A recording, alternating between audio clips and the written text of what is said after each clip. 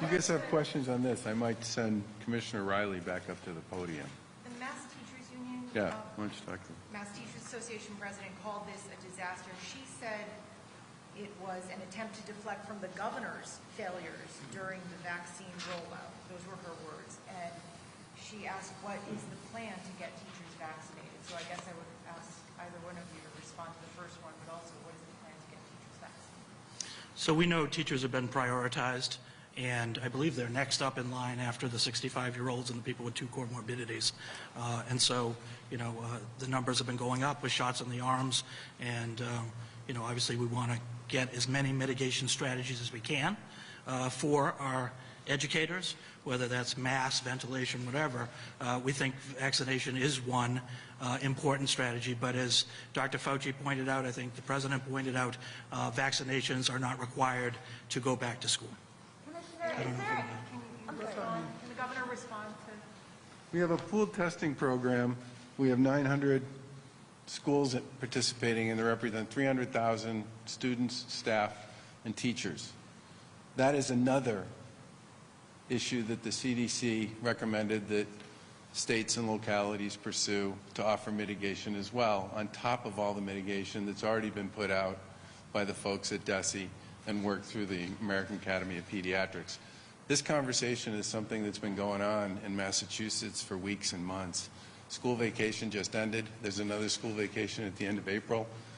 I think from our point of view and from DESE's and from the Commissioner's point of view, this was the time to start getting kids back in class. So do you think that this is an attempt to deflect from the rocky rollout of the vaccine?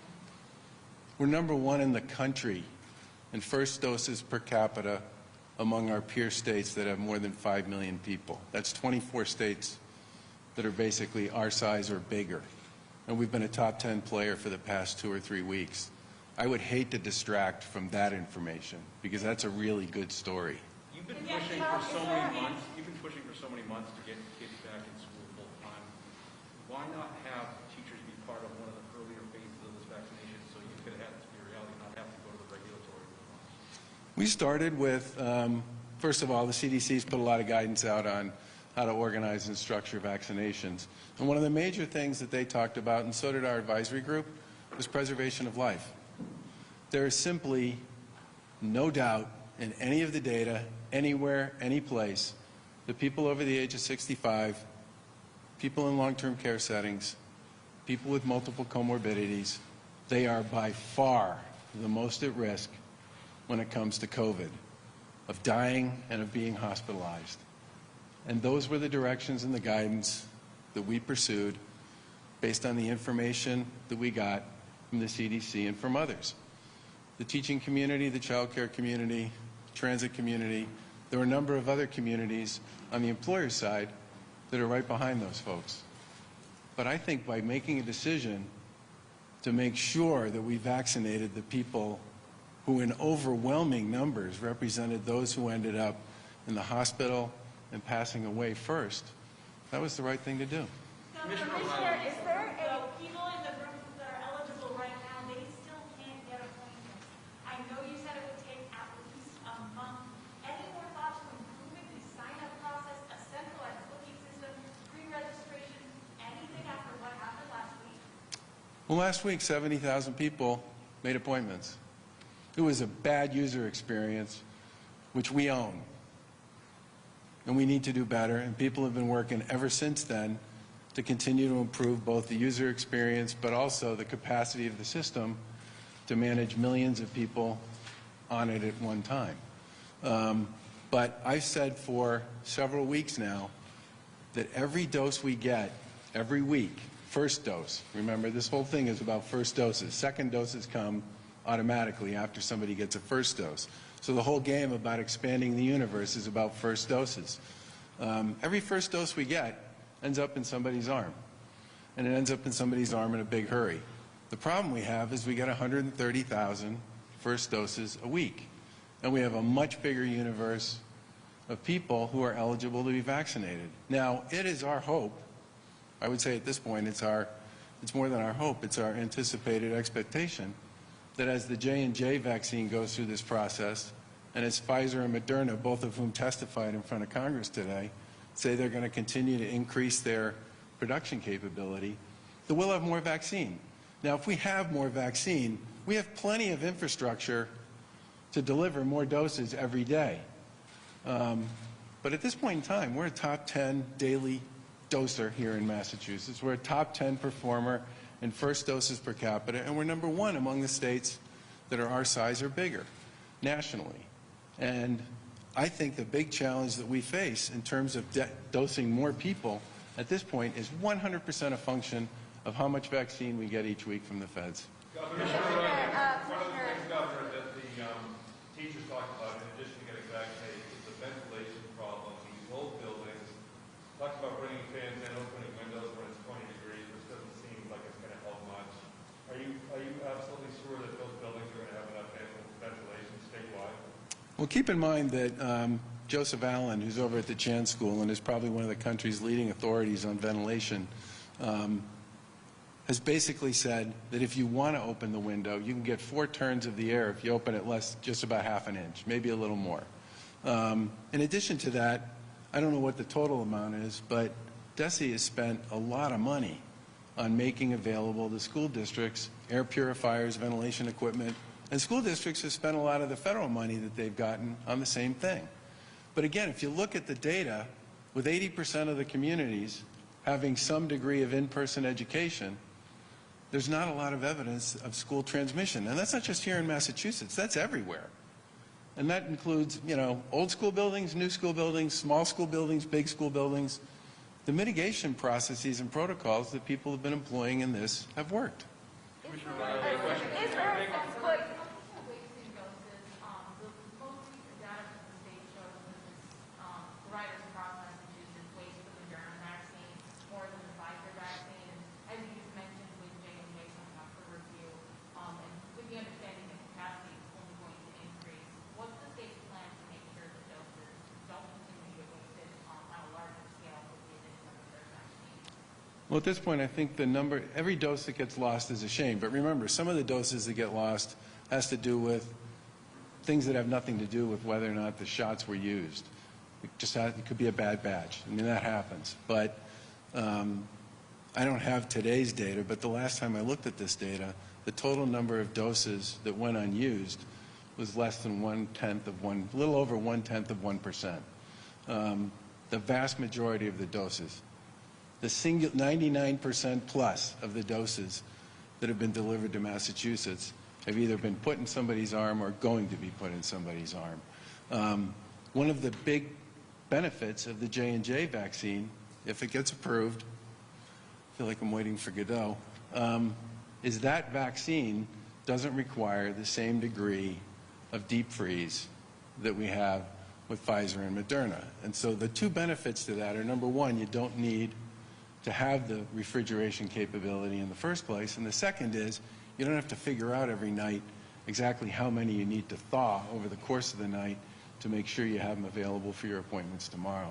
So I think our view is the J&J will definitely enhance performance because it's one shot and it's a lot more flexible with respect to who can use it and how it gets treated, not just at the moment you're actually teeing somebody up to get vaccinated, but how you store it and move it around. When January comes online, as you anticipate, or as everybody's hoping and anticipating, would you be more open to making it more widely available on the local level, fire stations, Board of Health, high schools, wherever, once J&J, because you don't have to freeze it, you don't have all those other things? I think the strategy that the Commonwealth's pursuing at this point, which is a number of large sites which have been overwhelmingly positive experiences. In fact, I would say most of the best incoming we get in terms of sort of constituent issues is how much people like the fact that all those sites do is vaccinate people. And people are in and out in 30 minutes, and people think the experience is terrific. I also think the continued development of these regional collaboratives, which we now have maybe 11 or 12 of around the Commonwealth, have been tremendously successful. And I would like to see people continue to think about how to do that in the context of their region if something like that doesn't exist. And it would be helpful. I think the thing the locals really need to help us with, and we said this to them, are the hard-to-reach populations. senior housing, shut-ins, folks who you normally can't, who literally not only can't go to a local place, but may not be able to go to much of any place at all. And then the provider community is going to have a big role to play here as well. Now, they'll be doing it on an outbound basis. They'll be reaching out to their patients and bringing their patients in to get vaccinated. But as more vaccine becomes available, the role and the opportunity for them as trusted advisors to a lot of the folks who are interested in getting vaccinated will be very important. The in-person learning plan, does that have... Governor, last week when you announced local boards of health would no longer be distributing vaccines, a lot of the boards of health are very upset about that. However, it appears that colleges and universities are still going to be able to distribute vaccines within their close communities. The logic that you used to take, that you explained to us that you're taking the vaccines from the boards of health was so that you could give it to the larger mass vaccination sites which are available to all residents. So how does that logic track allowing colleges and universities to still distribute within their own close communities? The only work that I'm aware of colleges and universities doing was around their own healthcare workers who obviously qualify to get vaccinated the same way other healthcare workers do.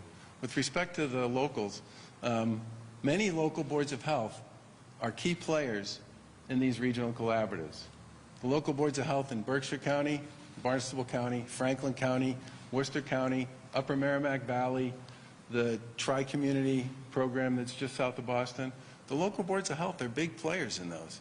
The point here, though, is to have enough capacity so that you can deliver a certain number of shots every single day and are in a position to be able to move people successfully through your process and to be able to do that on a regular basis and to get much better at it because you're constantly doing it. I also can't underestimate, and none of us should, the role that the provider community will play here, especially if we get more vaccine, and the role that our partners in the community health community are going to play. Does this school plan include... frustrating with the website process. We talk to folks daily to say they get into the system, think they have an appointment, but by the time they enter all their data, they lose it. Secretary Summers told us last week that they're working to create like a ticker system when you get the movie tickets or theater tickets. Any update on that? The CEO of PrepMod told me that is an option that the state can request to have put up there for people. People are working on developing a whole series of user interface improvements, and those will be rolled out over the course of the next couple of weeks. And I would say that this is something that's a big focus, along with making sure that the system has the capacity to deal with the potential of several million people being on it at exactly the same time. Does the commissioner's plan include a minimum 6-foot distancing requirement for students and staff? And if not, what are the resources to help schools that say they can't keep, all their students in 6 feet apart?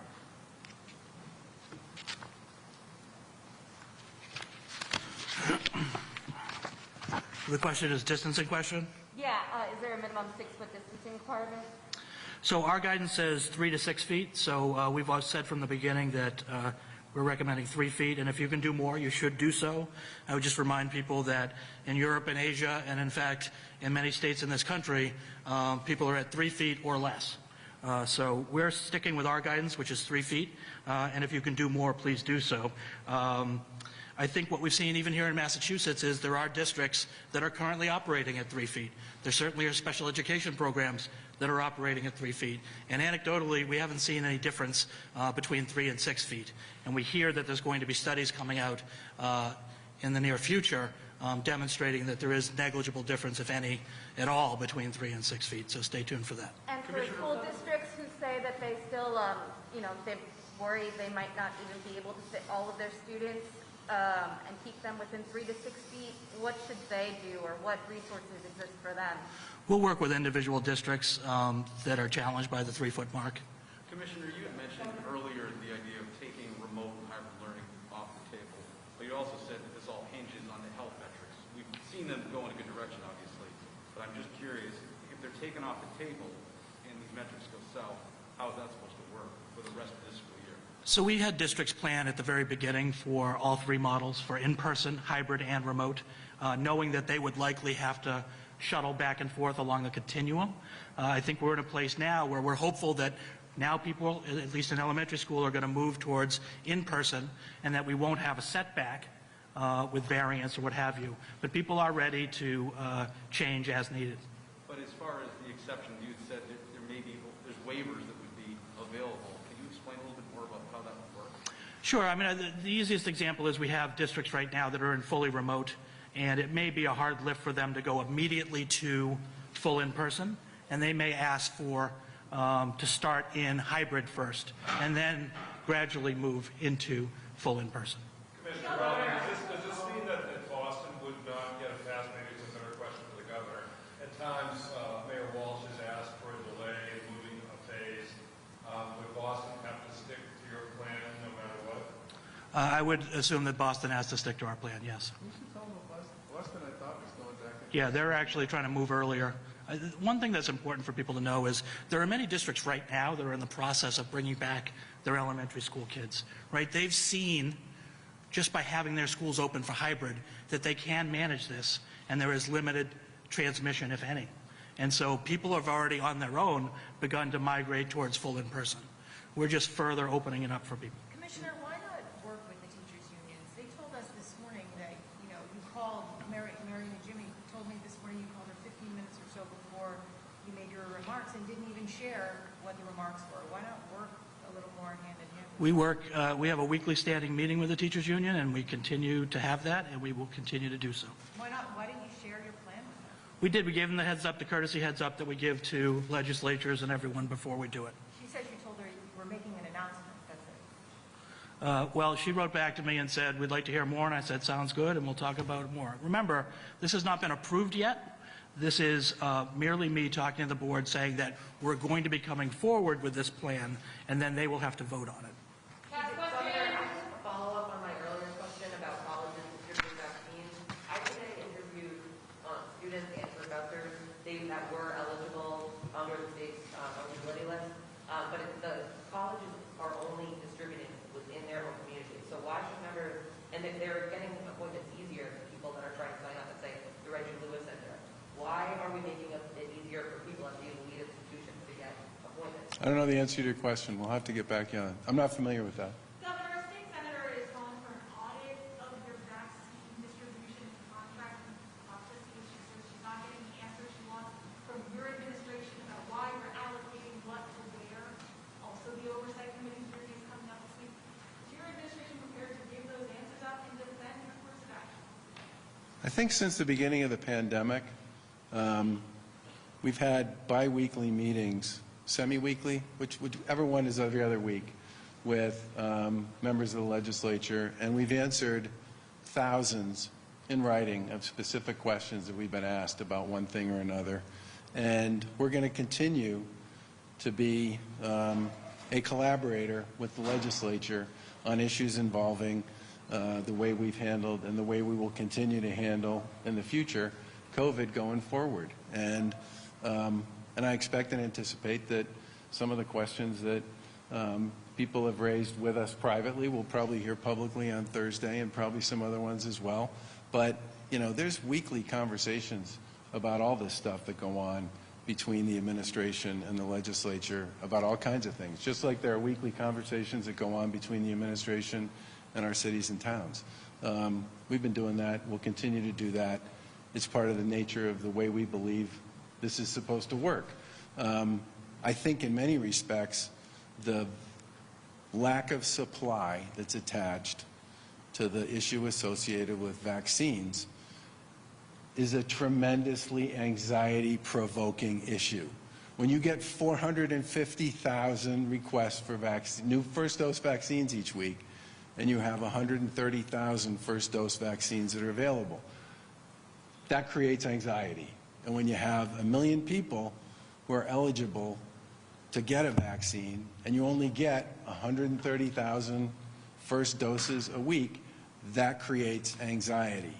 And what we have tried to say to people about some of this is to be patient. Everybody's going to get vaccinated, but everybody can't get vaccinated at once because we don't have enough supply. And this isn't just a Massachusetts issue. This is true in every state in the country.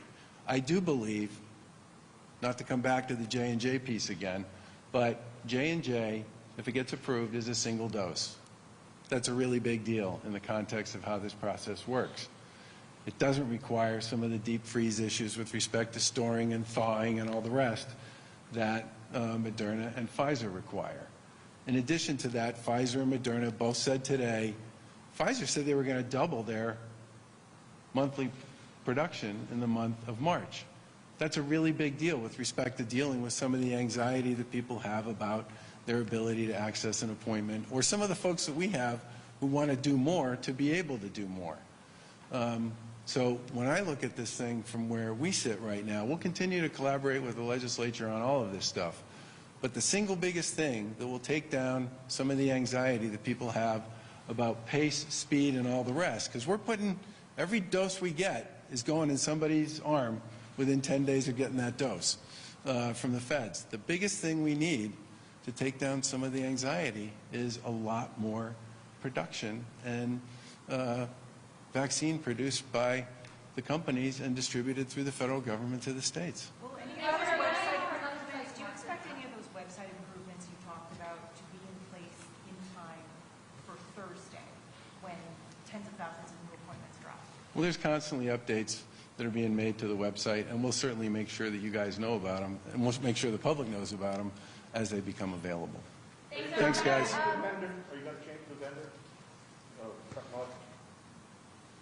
We're currently working with, we work with a number of vendors at this point in time on a variety of elements that are associated with not just the website, but the whole vaccine program generally.